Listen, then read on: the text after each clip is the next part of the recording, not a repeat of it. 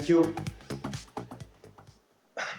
A lot has been spoken about how tough it is to conduct a post-lunch session. However, I do believe that that brief period when people in the West take siesta is over and we are back to our feet with a lot of energy. I would really want a round of applause for our speakers here.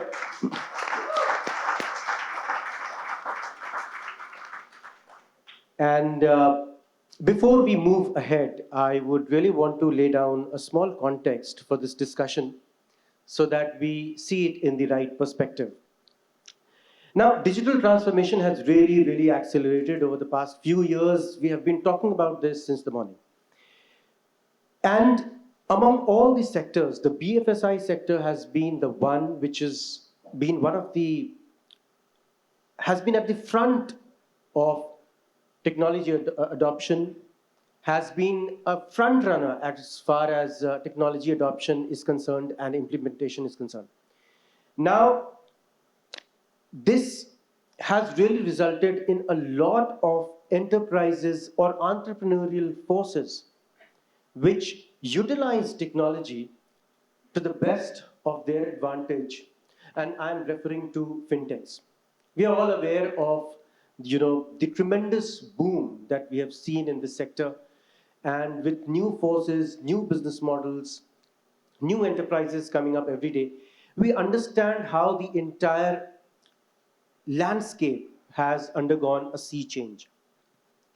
Now, this has really thrown a challenge. It has challenged the traditional wisdom of legacy enterprises, particularly traditional banking and financial institutions.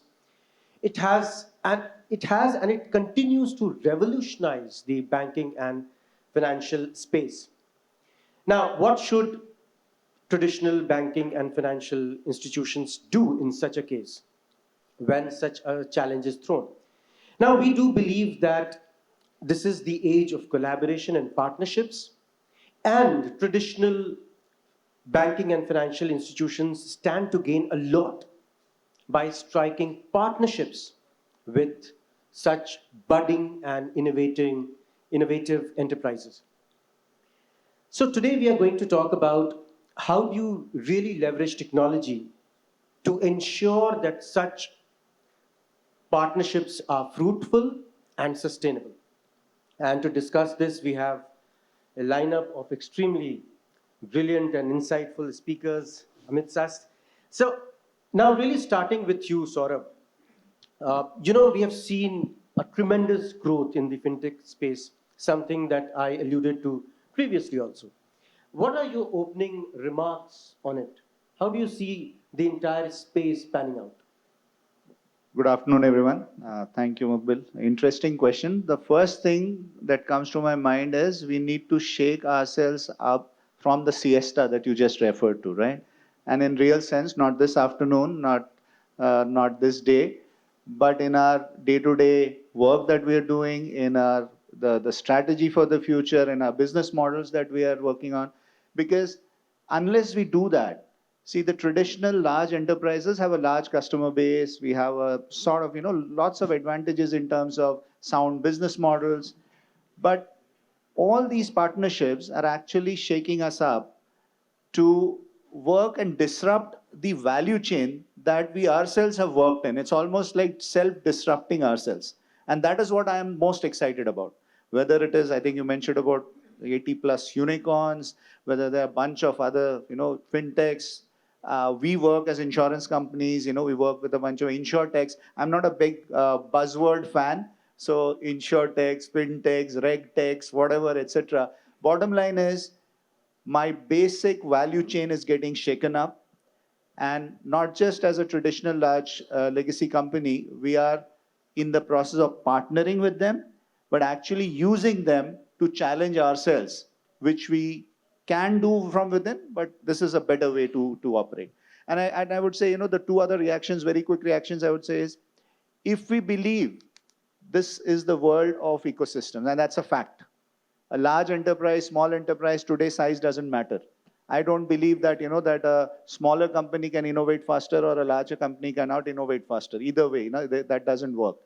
It's the partnership model or the ecosystem that is going to deliver the value for our customers, partners, employees, and the entire chain. And therefore, every participant in this ecosystem should very carefully look at the entire model and generate something. Again, I'm preaching to the choir, to all of you and on the stage as well.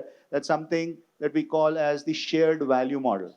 Unless what's in it for me from a large enterprise perspective is clear, unless what's in it for me from an insurtech fintech is clear, the collaboration will not be successful.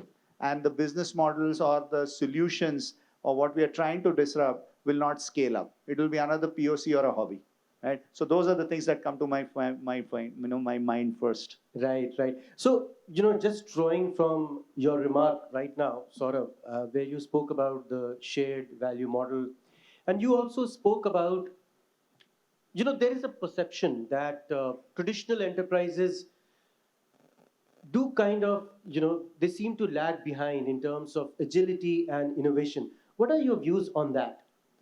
I don't think that the large enterprises actually lag behind on digitally. What happens is, large enterprises do not have either the courage or sometimes the conviction to disrupt what has been very successful in the past. See, what has worked in the past and what is very successful is giving you a fantastic top line or a very good bottom line, excellent customer service, a large base of customers. It's very easy to say that you can disrupt that because there is no background, there is no baggage. And this is where, I go back, right? The fintechs and the insurtechs have that advantage, right? When you work collaboratively, that's where the magic happens. So large enterprises do innovate in pockets, but when it comes to disrupting the core of their business, there's always that, that risk reward and, and then the entire, the balance comes in. And that's where the trouble is. Right, right. So, what you are basically advocating or saying is that there is a lack of kind of a risk based approach in traditional enterprises, is it? I'm saying the risk-based approach is there. What is it is there. Needed? It is needed. However, let's just look at if we are trying to see on 10 of our large product lines or 10 of our large businesses, right, within the enterprise, right? I can experiment with one or two or three. Can I really experiment with the largest and the most profitable business line all the time? Right. Cannot. And that's where the conviction to do that from within is difficult. This is where the partnership model comes in, because that's where you come from outside and try and disrupt that profitable line and say something else is possible, which could be the future, and then gradually take over as the business line. So Right, right. Point taken. So, that's an excellent point. Deepak, would you want to add? I can see a smile on your face. Yeah, I always say that it's not the or operator, it is the and operator. So I would not say that large enterprises cannot be agile. You can, of course, you would have some legacy. You have to overcome that legacy and then become more nimble and agile. And you can transform yourself and your architecture to do that, right? You have to be traditionally strong in your books. There would be disruptive practices that are coming up, and you can, of course, do the and by adding that capability to the organization as well. So you can have a company within a company. That's what we guys, did. And we said, okay, we are good traditionally. We are very strong underwriting and claims and, the service. The books needs to be strong. We need to have sustainable, profitable growth. We can't do those kind of disruptive, strategies that a startup can do in terms of just acquiring customers, right? So we need to be profitable. We need to look at profit and growth. It's not profit or growth, right? So in that model, you can have those organizational constructs where you can have an experimentative mode, whether it is product, whether it is technology, whether it is tie-ups. And looking at the ecosystem, we are not working in silos anymore, right? It's not like a traditional company that I would be working in a silo. I work within self, right? So we are in a ecosystem. We can definitely leverage on the powers that we have with each other. We can collaborate. There is mutual benefit that you can look for, right? There are business models that arrive when you shake hands with someone, whether it is to do with fintechs or insurtechs or health techs, regtechs, whatever. I mean, there are capabilities that you can leverage off each other, right? And that requires an organizational construct which is experimentative and which is forthcoming.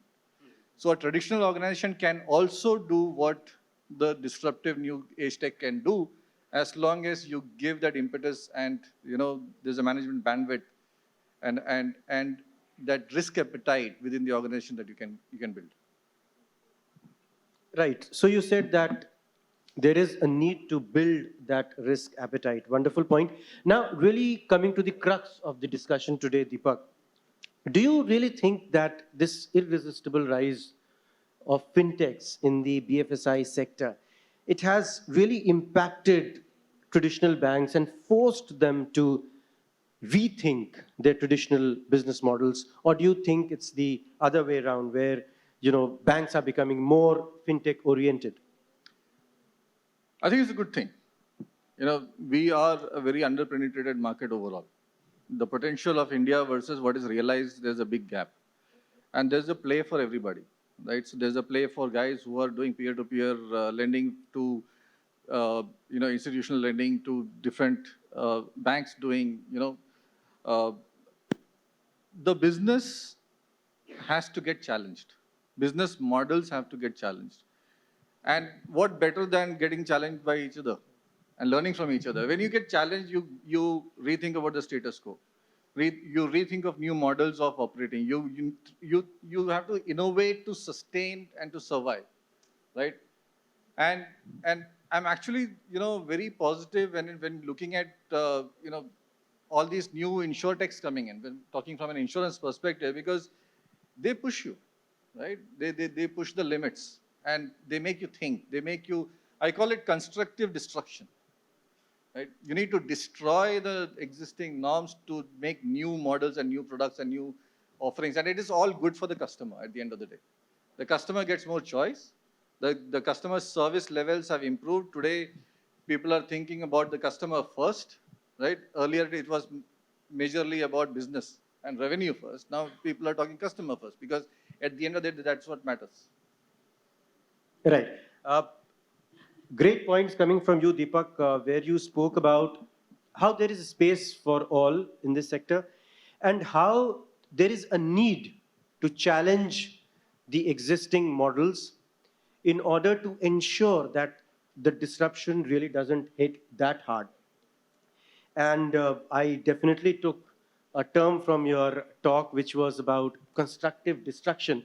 Let us see what Ritesh has to say about this, and particularly talking about constructive destruction. Yeah, hi everyone.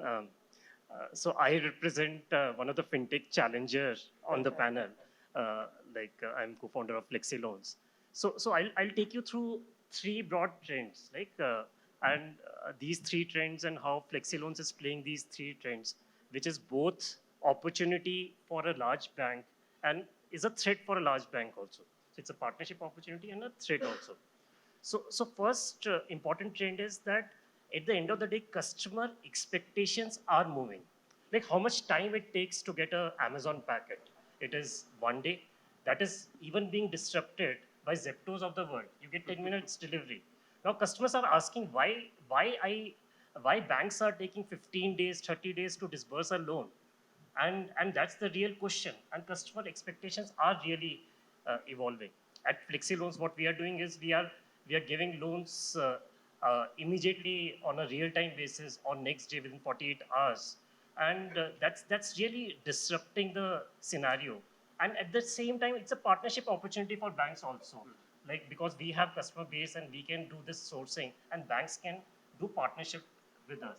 Banks can do partnerships with people who have customer base, like Google is having customer base, Flipkart, Amazons of the world. People who have customer base, they will keep on owning the customer, and banks need to partner with these people to go to next level. So that is the first thing, that customer expectations are evolving. Second kind of innovation is happening in the area of products. We are offering one of the first SME BNPL product, we are offering like very innovative supply chain financing solution.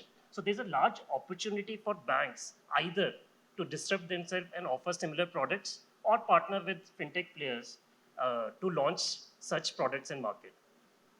And third and most important thing what is happening on the fintech side is unbundling of service, unbundling of banking services happening.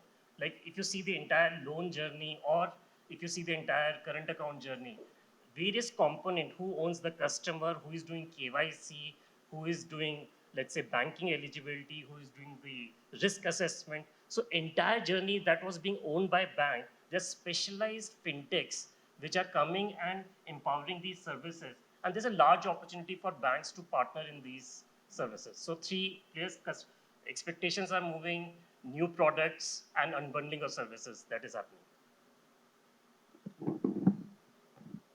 Right. Wonderful points coming from you, Ritesh. Now, I'm really trying to, act as the devil's advocate for now. So you have elaborated on the partnership bit, but you also touched on the threat bit, the threat that they pose to traditional banking organizations. Would you like to elaborate on that? Yeah, we have to see that at the end of the day, who owns the customer, right? And there is a threat on bank. Like at the end of the day, banks can remain as a, or some of the banks can who will not innovate and live up to this challenge will be supplying capital, and people who are owning the customer can take the value chain or maximum value out of the value chain. So that's the threat piece of it. And at the same time, it is opportunity because banks are also having large pool of customers. How can they give more value add to their own customer? That's the opportunity piece which is there. Right. And I am particularly glad about the example that you gave. And, the loaning space was actually a space which was begging for a lot of innovation. And a lot of innovation happened. And I am really glad to know that you are disbursing loans in 48 hours, as you said, which is a huge, huge achievement if you were to look at how things were going on, say, a decade or two back. Now, you have spoken on both the bits. Now, I would really want to go to Ruchika. Ruchika, keeping in view that you come from the technology side, and continuing on the conversation where we speak about the need to disrupt as well as the need to internalize this disruption by partnering with or creating partnerships between traditional banking organizations, financial organizations on one hand, and fintechs on the other. How do you think technology can really play a role as an enabler in such partnerships to really ensure that they are sustainable and that they benefit both the partners? Sure. Am I audible? Yes, yes, yeah. See, I think at Google we've been humbly privileged. Can you take the mic closer? Is it better? Yes. Okay. So I was saying that we've been humbly privileged to be part of some of those partnership journeys for a lot of BFSI institutions. And from tech perspective, I think there are two aspects: platforms and solutions. So when you talk about platforms, so be it integration platforms, API platforms, UPI platform for that matter, data platform. So platforms are those where, as a part of partnerships, you just don't build things and put it out there for consumption by your partner organizations, but you also invite partners to come and build platforms on top of your platform. So I think that's one big area where, especially in the context of partnerships, there has been a lot of work that as a tech company we've been driving, and I will talk about some bit of it today. The second aspect is solutions, which is pointed solutions to solve a particular problem as part of the partnership that might come through. So that's the second aspect. Now, coming to the platforms, and I want to touch upon the API platforms in particular, because as you talk about partnerships, if there is one thing that's heart and center to a partnership to be successful, to be successfully onboarded and then go to live, is APIs. So what is happening in that whole ecosystem? So 2-3 aspects to that. The first is, where are the tech investments largely happening, driven by business imperatives? So there are two business imperatives, and then there is a third one, which is the Uber one, which drives the tech investment. So whatever partnerships we see typically are in two categories. The first is to co-create products and services. That's where organizations are very ready to invest right up in technology. And the second is wherein the partnerships are being seen as channels of distribution to either acquire customers or grow revenue. That's where, again, the tech investment is going very, very heavily because it just directly impacts your revenue growth and customer acquisition. What's the Uber imperative to drive a further tech investment is go-to-market speed. So as businesses go do these partnerships, stitch contracts, how does tech enable them to quickly be onboarded and the partnership to go live on the field to kick in? I think that's where the go-to-market speed is a big, big factor to make sure that the technology is a good intervention or an enabler at that point in time. Some of the ethos of specifically, let's say, the API platforms, which are very heart and center. You would have seen some of the partnerships that go live. One of the things that you see in the public domain is, apart from, of course, the media coverage, is that there would be a developer portal which would be put up out there. Sometimes in a closed manner, you might not see publicly, but sometimes in a very open manner, companies who are believing in building scale partnerships where you're thinking about tens and thousands of partners or hundreds and thousands of partnerships to literally grow your customer base as well as grow revenue. That's where these developer portals is something that you will see all across some of the largest BFSI institutions. Some of the ethos that, if I may lay, for the platforms which the organizations are evaluating. So 4 or 5 ethos, very, very important from tech perspective. The first is APIs as products, and we were talking amongst fellow panelists in the speaker lounge that there is a difference when we just say APIs as products, and there is a difference when we really implement the ethos of it culturally, organizational, structure-wise, in the strategy meetings, making sure that your API product team, your development organization, your data team, all of them are kind of curating that together. Your API strategy has APIs as products ethos in it, and so does then the platform have the same ethos built in it. I think we've seen a lot of organizations talking about that, but very few have been able to kind of really execute it. And that, to me, is just not about enabling partnerships, by the way. That's also, to me, the next big frontier of growth. And I was giving example of Google Maps API, which got launched as a simple lat-long information. And today, different companies come on that API platform, which is a platform now, to build their own platform. That is the power of an API. So look at APIs as products. And when you select a platform, make sure that the ethos is built in and in your strategy. The second ethos is security. I think partnerships, as you talk about partnerships, the biggest concern everybody has, as you expose APIs, I mean, they say that data is the new oil. If data is the new oil, APIs are the pipelines. So as your APIs carry sensitive data outside your ecosystem to your partner organizations, you need to make sure that security is just not bolt-on. Security is inherent to every single thing that you do. So not just the regular reactive preventive mechanism from API security perspective, but making sure, for example, there's something called autonomic API security, which means that at the time your APIs are being created for a partner organization, as you strike a partnership, at that particular point itself, can the platform point out that your APIs don't have the right security policies? So that's the kind of intelligent recommendation engines with AI ML coming into security, kind of tightening the whole noose around API security as such. And just in the interest of time, I'll just quickly cover the last 1 and 2. Which is multi-cloud. So as you go and do partnerships in India, across the globe, you will have to make sure that your APIs or your partnership core can be developed anywhere and everywhere, and that the backend could be lying anywhere and everywhere, which means that APIs are ultimately going to carry data from the backend and go and enable a partnership to consume those data sets and either build their own experiences or build new products. So as you do go to whiteboard and create your API strategy, you should make sure that cloud or wherever your backend is hosted, that's never a blocker. That has to be an enabler.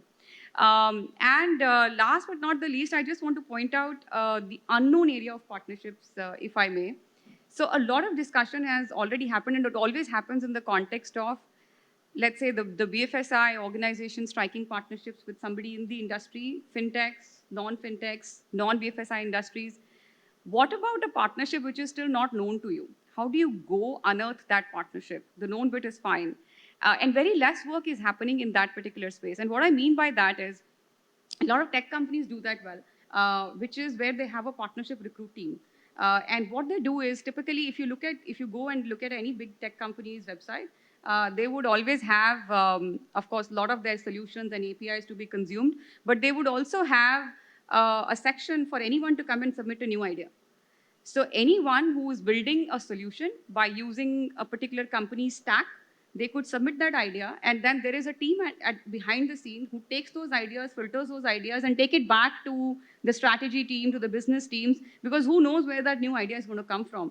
It could be someone sitting in Trichy, it could be someone sitting in Kanyakumari with a computer and might build the best of the experience for your organization.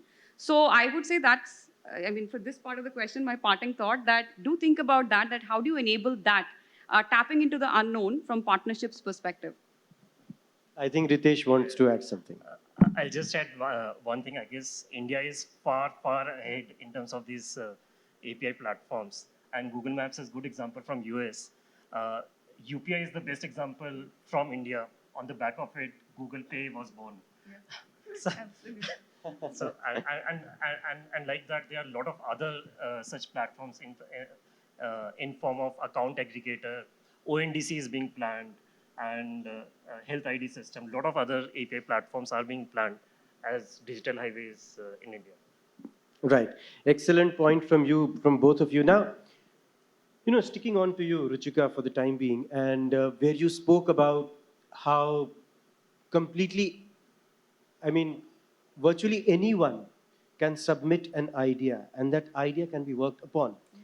This is a huge, huge achievement for today's age. And so, drawing from that remark, do you think that such an approach has actually leveled the playing field between traditional organizations and the new age organizations? In fact, I would feel that, the new age organizations, they have the balance in their favor because they are smaller, agile, innovative. Do you think, technology has really tilted the balance in their favor? It's a very tough one for me to answer, especially coming from like a tech company. But I'll still attempt an answer. I think the scales are pretty balanced, if you ask me. He pointed out that someone is owning the pulse of the customer, someone is owning trust of another set of customers. So there is the top of the pyramid, which could be the traditional BFSI institutions, which already have a huge amount of trust of a large segment of, let's say, India, for example. And then there are FinTechs or other partnership organizations which are probably coming bottom of the pyramid or mid of the pyramid, who are going and tapping into newer segments which were never tapped by the bank or by the BFSI institution earlier. I think to me, it's a win-win for both. But the space is very interesting. I think a lot of new things and a lot of exciting times are ahead, and time will only tell if at all scales will tilt ever, or this fine balance will continue. I think to me, if you ask me personally right now, it's a good balance, and it's good for the consumer at the end of it.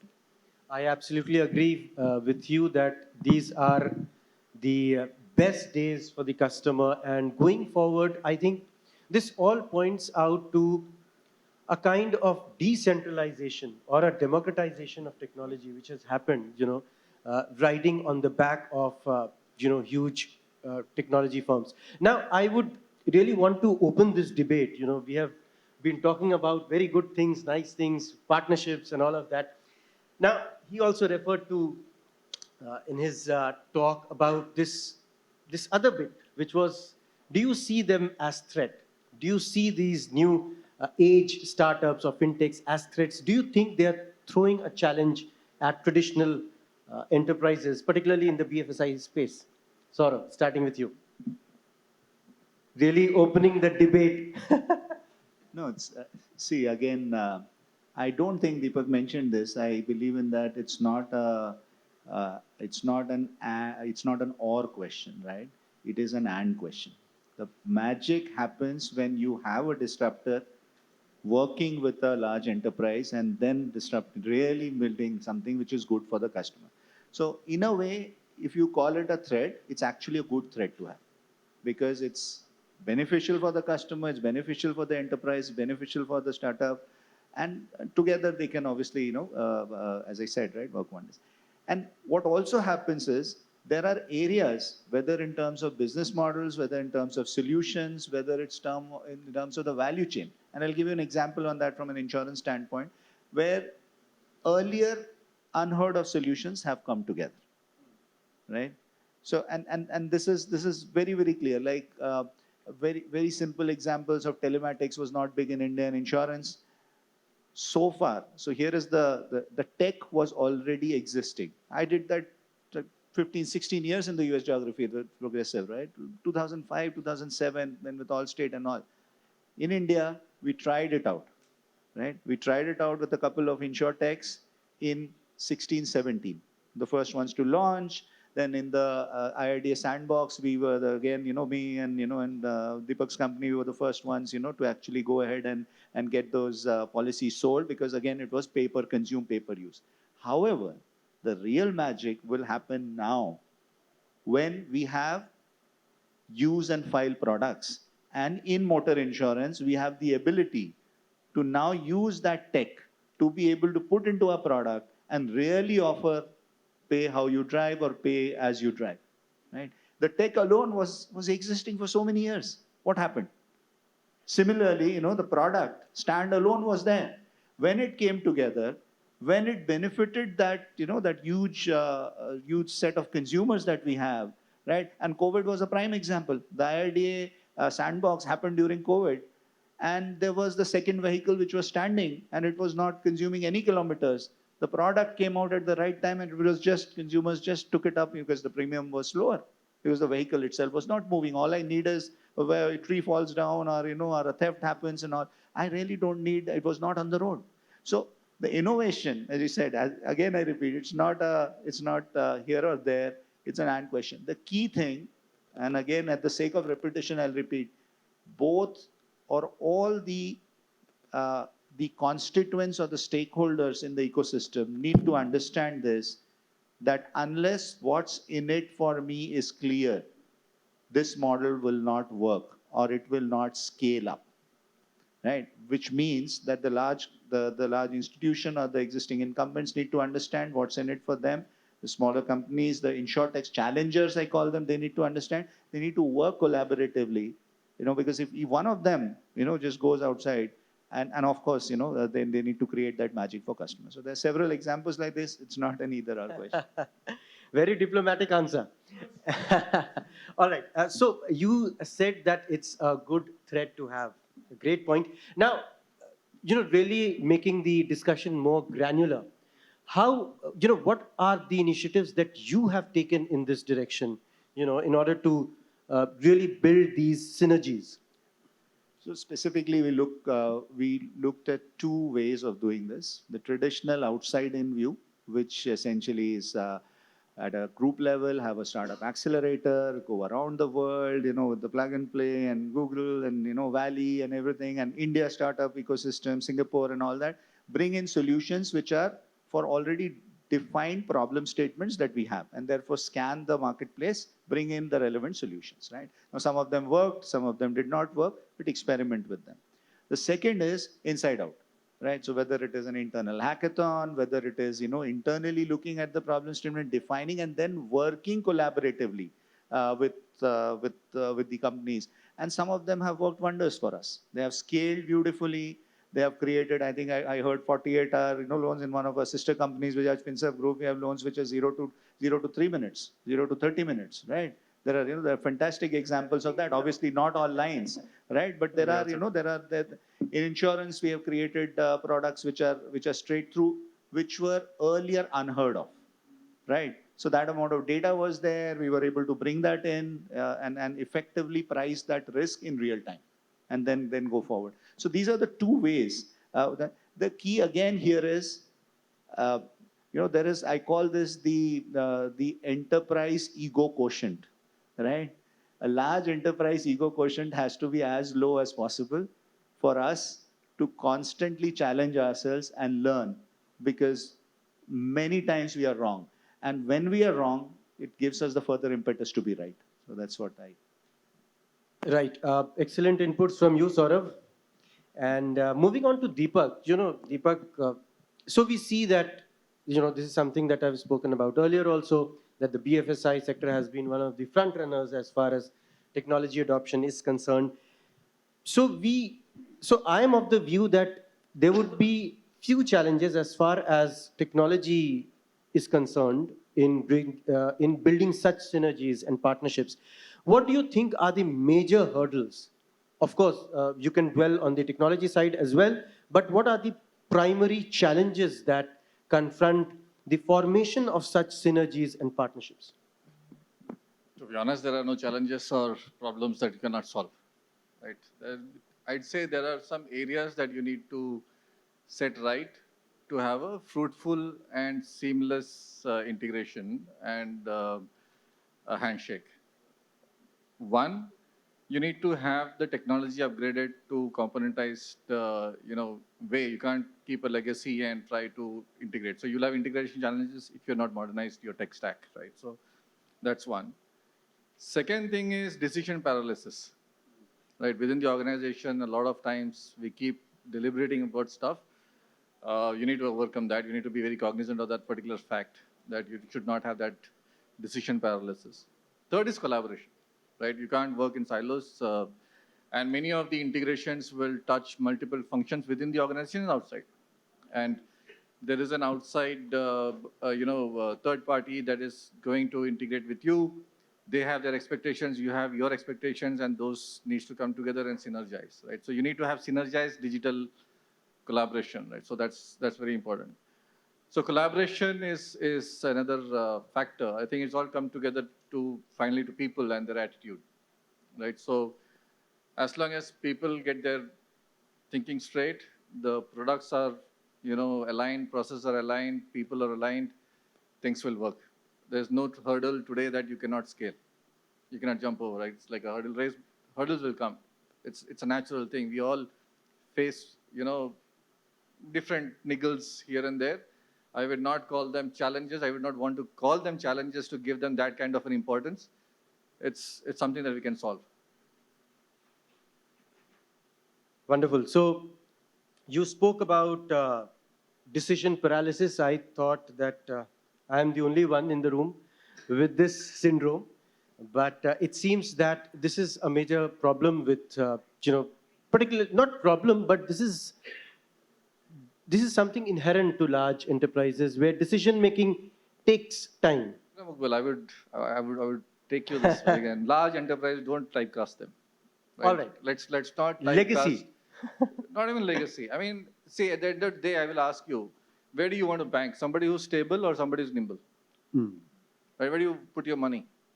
Right? Somebody who's profitable, stable, has the books strong, is where I want to put my money. Right. Excellent point. So let's look at this. Agility, nimbleness is a need of the hour to keep yourself competitive, to acquire new customers and keep them. Correct. Right? Correct. And large enterprises are not like elephants, monoliths that can't run, right? So large enterprises are like an army. And an army can have different segments, right? You can have a cavalry, you can have, infantry. Yes. Right? Definitely. They have the that's advantage model of we are scale. going into. That's the model we are going into, right? Absolutely. So we are the and, not the or. Okay, let me be very clear. We want to be sustainable, profitable, and growing, and growth in the new age as well as the traditional. Wonderful points coming from you. Now, going to you, Ritesh, Deepak also spoke about this, when he was talking about the challenges bit, that, mindset, culture can be a challenge to such partnerships. What are your views on it? How do you see this entire thing really panning out? No, I'll give one example, like which is a challenge for. You're for- full of examples. Yeah, full of example. Let's say there's a this line of who is fintech, who is non-fintech. Saurabh very well said, right? Bajaj is doing loans in almost real time manner. We are also doing that thing. So the lines are blurring around that. But let's say integration piece. Let's say there is a large player. I'm not naming any player, but let's say any food tech company or any e-commerce company.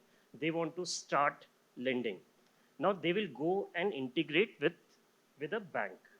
Now, that single integration will not solve the problem of that particular food tech or this e-commerce company. They'll have to integrate with like at least 8 or 10 banks to address the needs of entire customer base. Now here comes, there would be other entities. For example, FlexiLoans comes into between and provide this API layer where these large players can integrate in seamless manner with other banks. So someone will have to provide this solution. Otherwise, what will happen? This integration becomes very difficult, and single integration will not solve the end customer need. Finally, customer needs need to be solved over there. Right, absolutely. So, going on to Ruchika and drawing from what Deepak said there are no technological challenges. I would really want you to, contest this argument, and from your own perspective, what do you see? Because, it's great to have a debate where you have contrarian views, isn't it? Otherwise, if everyone is on the same platform, what is the discussion about? So, Ruchika, we want your perspective on the technological challenges which there are in, in the forging of such partnerships, such synergies, particularly between traditional organizations and, say, new age startups, digital natives, and all of that. Sure. So first of all, I'm not contesting Deepak at all. I'll just share my view, basis the experience that I have had talking to so many customers and solving the partnerships challenge from tech perspective. See what we are dealing with when, let's say, there is a large BFSI institution partnering with, let's say, a fintech or let's say digital native. Let's put it like that. So on the BFSI side, typically there will be monoliths. Typically, there will be heavy backends, which typically you call it tech debt, because they've been there around in the business and have been investing in technology platforms all throughout. So there is an amount of tech debt which comes along. And then here is the partnership which is getting executed, where the demands are in hours, if not days and weeks. Demands are literally in hours because you have to either co-create new products and services very quickly, or you have to go embed your products and services in new experiences. So the front-end layer and the back-end layer, you can call it the partnership side as the front-end layer, and the back-end could be, let's say, a large BFSI institution's back-end. The demands are very different. And the supply from agility and flexibility perspective from the back-end is very different. So from tech perspective, there are two aspects which can insulate the two. So as an organization takes modernization journey, because this is the biggest challenge we always see, whenever we have to bring a partnership to life from tech platform perspective, this is the challenge across. So what you typically do is there are two stacks that you need to build, and depending on the maturity of the organization, you could take a call which one to go with first or go in parallel. The first is the integration stack, which I think all of the panelists also alluded to. Now, integration stack, if you look at the earlier world, they were the middleware technologies and the ESBs of the world, which used to solve some part of that integration challenge. And over the years, a lot of heavy workflow orchestration, all of that kind of got built into it, which worked very tightly with the backends. Now, with the new, I would say, avatar of that, which is integration platform as a service, which typically has more like a connector framework. So just to solve that whole partnership onboarding, TAT, or go-to-market speed issue, you typically have connector frameworks now built into iPaaS platforms, which is called integration platform as a service, which would typically, and every organization is investing in that. Every quarter, organizations are releasing new roadmaps for different connectors to make sure that it becomes more like a plug-and-play technology. Will it completely replace the outdated ESBs of the world? That time will tell, because whatever has been written in it, while you can slowly start moving it out to the integration stack, but only time will tell how much of it will be moved. And maybe, hopefully, as you take that journey, your backends will be modernized enough that one day you will be able to move to a completely modern architecture. Now, coming to the front end side, because you have to insulate from the right and the left. So on the front end side, you got to have a consumption oriented layer. Now, integration, I call that as an exposure oriented layer. You got to have a consumption oriented layer on the front side, which moves at its own speed, irrespective of what your integration layer is doing. And that, to me, is the biggest challenge, by the way, because when we go and talk to customers we spend a lot of time on just segregating the two layers, because a lot of times both get built together. And then later, for some of the larger organizations, it could create scale problems, performance problems, go-to-market speed problems, which was the original problem to solve. So you've got to have that consumption layer, which to us is API management layer. That is a layer which moves at a totally different pace with a totally different feature set, because that's completely consumption oriented. So if you have a strategic partner, you might be having 20 strategic partnerships, you might be having 1,000 tactical partnerships. How do you make sure that your API management, which is the consumption layer from partnership perspective, moves at that pace and gives you that varied experience from API products perspective for tactical partnerships, strategic partnerships, etc., and all the other things, security, etc., kind of come along. But fundamentally, these are the two stacks which have to come together to be able to solve the current challenges of the partnerships which are going on. Right. So you have given a very broad overview of the technological challenges that exist. Would you like to elaborate a little bit more on how Google Cloud is, really ensuring that such synergies are seamless? Sure. I think, as I said, the portfolio as we have it, there is Apigee, which is the API management layer. I mean, it's been in the Gartner's Quadrant 6 years in a row. There has been a lot of innovation which has been happening at that layer.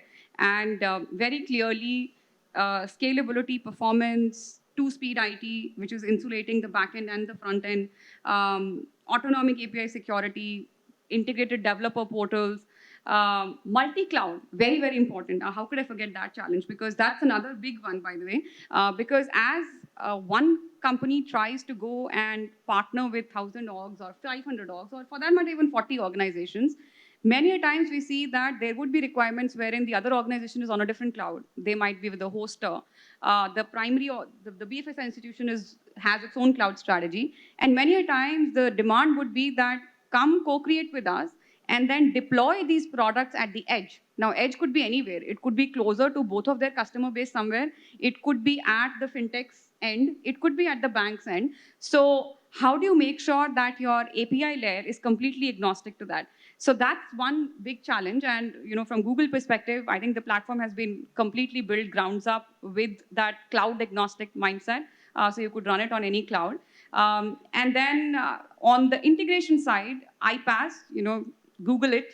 So it's called Google iPaaS. And that's where there's already a set of connectors which have been built with some of the dominant applications across the globe. And every quarter, there is a new roadmap where more and more connectors continue to get embedded into the platform to kind of simplify the whole integration issue which is there, which impacts go-to-market speed. Right. So friends, it has been a very wholesome discussion till now, where we had varying, and very diversified perspectives on this this evolution of the fintech or the financial and technological space, where we have on one side where we have the traditional enterprises, on the other we have new age companies which are really coming up and trying to level the playing field. Now, it has been a wonderful, wonderful discussion. I see the clock ticking away. We just have 2 more minutes.